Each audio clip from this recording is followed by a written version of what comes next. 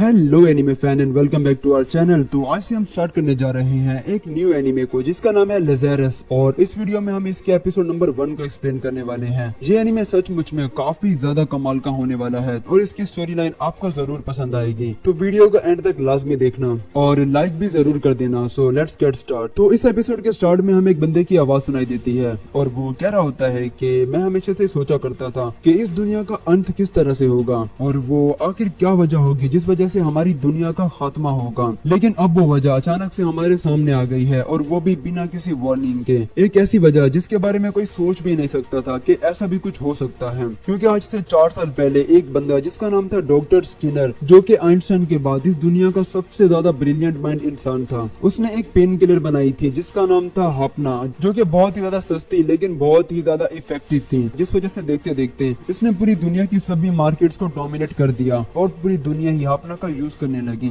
जिसने इंसानों की हर एक सफरिंग और हर एक बीमारी को दूर कर दिया था। और ये एक ऐसी ड्रग बन गई जो कि इस पूरी दुनिया को बचा सकती थी। लेकिन आज से 3 साल पहले अचानक से ही डॉक्टर स्किनर बिना किसी नामो निशान के गायब हो गया और तब पता चला कि ये जो हापना था वो असल में बहुत बड़ा ट्रैप था हम सबको फंसाने के लिए। और इसके बाद ये जो शॉर्ट इंट्रो होता है वो खत्म हो जाता है और हम एक प्रिजन में किसी बंदे को देखते हैं जिसका नाम होता है एक्सेल गिलबर्टो, और साथ ही हम इस प्रिजन के बाहर भी एक बंदे को देखते हैं जो कि अपनी गाड़ी में बैठकर म्यूजिक सुन रहा होता है। इस बंदे का नाम होता है डगलैश। और साथ ही मैं आपको ये भी बताता चलूं कि ये जो एनीमे है इसकी स्टोरी फ्यूचर में सेट की गई है, यानी कि इस एनीमे में आपको काफी ज्यादा हाई टेक्नोलॉजी की चीजें देखने को मिलेंगी। फिर इसके बाद हम देखते हैं कि एक्सेल से मिलने के लिए कोई औरत आती है और इसका नाम होता है हर्ष, और एक्सेल इससे पूछता है कि क्या हम पहले मिल चुके हैं, जिस पर ये कहती है कि नहीं, हम दोनों आज से पहले कभी भी नहीं मिले। एक्सेल कहता है कि अच्छा ऐसी बात है, तो फिर पक्का ही तुम कोई लॉयर या फिर कोई असैसन वगैरह होगी। हर्ष कहती है कि हाँ कुछ ऐसा ही समझो, और मैं यहाँ पर आई हूँ तुमसे कुछ फेवर मांगने के लिए, और अगर तुम उसमें मेरी हेल्प कर दोगे तो मैं तुम्हें यहाँ से फ्री करवा सकती हूँ।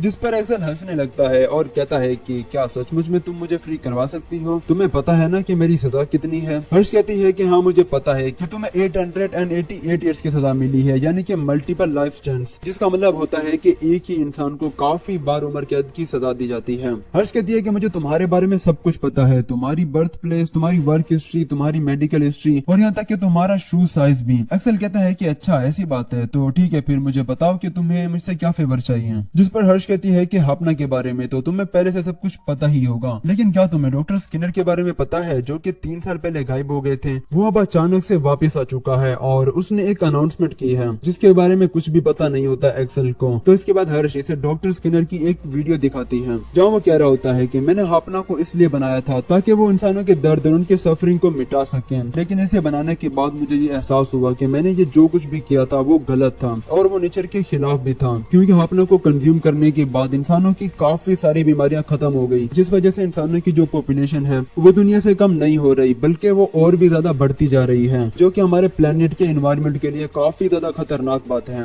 और अगर कोई भी इंसान मरेगा नहीं तो ये चीज हमारे नेचर के भी काफी ज्यादा खिलाफ है। तो डॉक्टर स्किनर कहता है कि मैंने जो मेडिसिन बनाई थी हापना, वो मैंने इस तरह से बनाई थी कि उसे कंज्यूम करने के बाद भी वो इंसान की बॉडी में हमेशा रहती है और उसे कंज्यूम करने वाला हर एक इंसान 3 साल बाद मारा जाएगा। और इसकी ये जो वीडियो होती है वो वर्ल्ड वाइड सब जगह देखी जा रही होती है, और ये सब देखने के बाद दुनिया के सभी लोग काफी ज्यादा डर जाते हैं, और ये सचमुच में काफी ज्यादा खतरनाक बात है, क्योंकि अब ह्यूमैनिटी पर काफी बड़ा खतरा मंडरा रहा है। डॉक्टर स्किनर कहता है कि अगले 30 दिन में आहिस्ता आहिस्ता वो सभी इंसान मरना शुरू हो जाएंगे जिन्होंने सबसे पहले हापना को कंज्यूम किया था। डॉक्टर स्किनर कहता है कि तुम लोगों को ये भी पता होगा कि मेरे पास इसका क्यूर भी है, और अगर तुम लोगों ने मुझे अगले 30 दिन से पहले ढूंढ लिया तो तुम लोग पूरी ह्यूमैनिटी को बचा सकते हो। खैर इस सब के बाद हम एक क्लासरूम का सीन देखते हैं जहाँ एक लड़का जिसका नाम होता है लीलैंड, वो टीचर से कहता है कि टीचर क्या मैं घर जा सकता हूँ, और आज के बाद से मैं कभी भी स्कूल नहीं आऊंगा, क्योंकि बाहर जो कुछ भी चल रहा है उस सब के बाद तो स्कूल आने को कोई मतलब ही नहीं बनता। और इसके बाद हम दोबारा से प्रिजन का सीन देखते हैं जहाँ एक्सेल ने भी डॉक्टर स्किनर की ये वीडियो देख ली होती है और हर्षी से कहती है कि डॉक्टर पहले बहुत अच्छा इंसान हुआ करता था और हमेशा लोगों की भलाई के बारे में सोचा करता था। जिस पर एक्सेल कहता है कि तुम क्या कहना चाहती हो कि अब डॉक्टर स्किनर इविल बन चुका है? हर्ष कहती है कि मुझे तुमसे यही एक हेल्प चाहिए कि तुम डॉक्टर स्किनर को ढूंढने में हमारी मदद करो। जिसके बाद एक्सेल की मीटिंग का टाइम खत्म हो जाता है और पुलिस ऑफिसर उसे वापिस से उसके सेल में ले जाने के लिए आता है।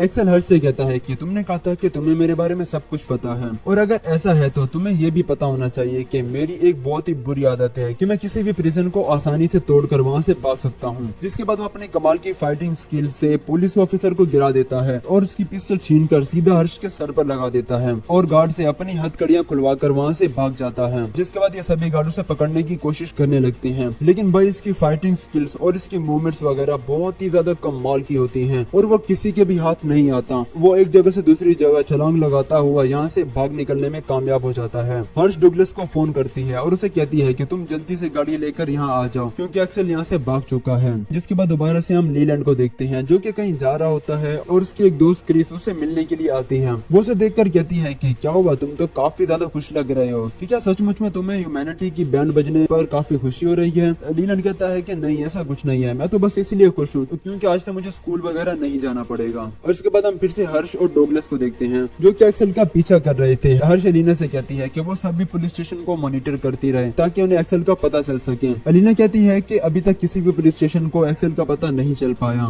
जिसके बाद हम देखते हैं कि डॉक्टर स्किनर की स्टेटमेंट के बाद अब पूरी दुनिया के हालात काफी ज्यादा खराब हो चुके होते हैं और लोगों ने काफी सारे फार्मास्यूटिकल्स की कंपनीज को भी जलाकर राख कर दिया होता है और हर तरफ अफरा तफरी फैल चुकी होती है। लेकिन कुछ लोग यहाँ ऐसे भी होते हैं जो कि सब चीजों को एक्सेप्ट कर लेते हैं क्योंकि उन्हें लगता है कि ये जो कुछ भी हो रहा है वो उन्हें बदल नहीं सकते तो क्यों ना इसे एक्सेप्ट ही कर लिया जाए। खैर इसके बाद हम एक्सेल को देखते हैं जो कि कहीं घूम रहा होता है और तभी एक पुलिस ऑफिसर आकर उसे कहता है कि ए लड़के तुम कहाँ जा रहे हो और तुमने ये प्रिजन का यूनिफॉर्म क्यों पहना हुआ है, क्या तुम किसी फैशन शो में जा रहे हो या फिर तुम सचमुच के कोई क्रिमिनल हो, जेल से भागे हुए हैं। एक्सेल इसे अपनी बातों में फंसा लेता है और कहता है कि तुम्हें कैसे पता कि मैं कोई फैशन शो में जा रहा हूँ। ये बात करके वो दोनों बहुत जोर जोर से हंसने लगते हैं और वो पुलिस वाला कहता है कि ठीक है जाओ लेकिन थोड़ा ख्याल से जाना क्योंकि आजकल हालात काफी ज्यादा खराब हैं। एक्सेल यहाँ से जैसे ही जाने लगता है तो तब इस पुलिस ऑफिसर को एक कॉल आती है और इन्हें बताया जाता है कि एक प्रिजनर जेल तोड़कर भागा हुआ है जिसका नाम है एक्सेल गिलबर्टो, एज है 23 और उसकी फोटो अभी आपको भेज दी जाएगी। जो देखिए जल्दी से भागता है उसे पकड़ने के लिए, लेकिन एक्सेल एक शॉप में जाता है और अपने कपड़े चेंज करके वहाँ से भाग लेता है।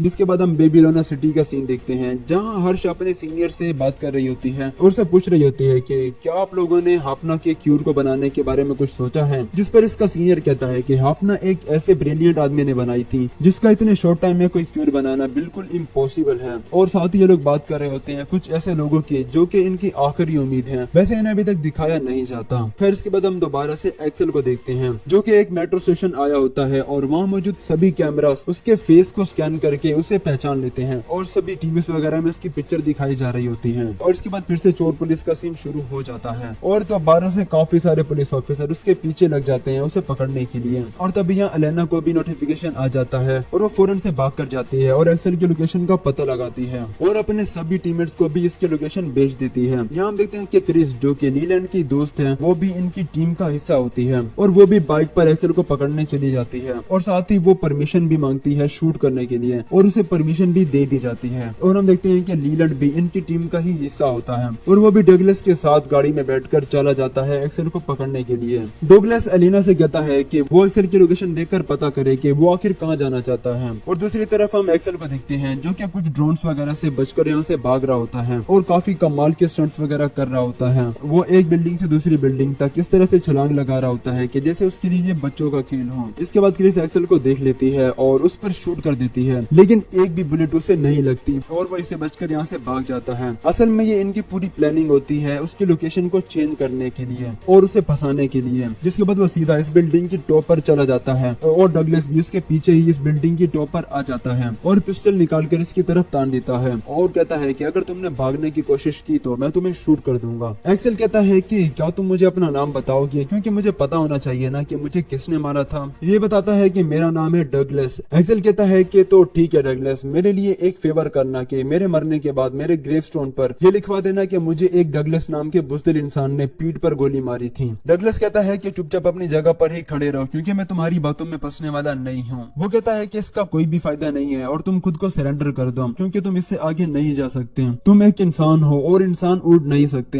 एक्सेल कहता है कि चलो ये भी ट्राई कर लेते हैं और वो बिल्डिंग से छलांग लगा देता है और सीधा उस ड्रोन को पकड़कर नीचे लैंड हो जाता है जिसे लीलैंड उड़ा रहा था एक्सेल को पकड़ने के लिए। जिसके बाद ये जो क्रिस होती है वो एक नॉर्मल इंसान का नाटक करने की कोशिश करती है और कहती है कि मिस्टर तुम तो बहुत अच्छे स्टंट करते हो कि क्या तुम प्लीज मेरे साथ एक सेल्फी लोगे। सेल्फी लेते हुए वो अपने ब्रेसलेट से एक हाई इलेक्ट्रिक शॉक सीधा इसके गर्दन पर मारती है जिस वजह से एक्सेल यहीं बेहोश हो जाता है और जब उसे होश आता है तो वो एक पुराने से सैलून में होता है और यहाँ एलेना उसे छुपकर देख रही होती है। वो देखता है कि उसके हाथ में कोई अजीब सा ब्रेसलेट भी लगा होता है और साथ ही जो बाकी के लोग भी होते हैं वो सभी भी यहाँ आ जाते हैं और वो इसे कहते हैं कि तुम पूरा एक दिन तक बेहोश थे। जिसके बाद यहाँ हम एक स्क्रीन पर हर्ष को भी देखते हैं। इन्हें देखकर एक्सेल कहता है कि पता नहीं कि तुम सब लोग कौन हो और मुझसे क्या चाहते हो। हर्ष से कहती है कि हम हैं लज़ेरस और हम हमारी टीम में तुम्हारा वेलकम करते हैं और यहाँ पर एपिसोड भी खत्म हो जाता है। तो आप लोग मुझे कमेंट में जरूर बताना कि आप लोगों को ये न्यू एनीमे कैसा लगा।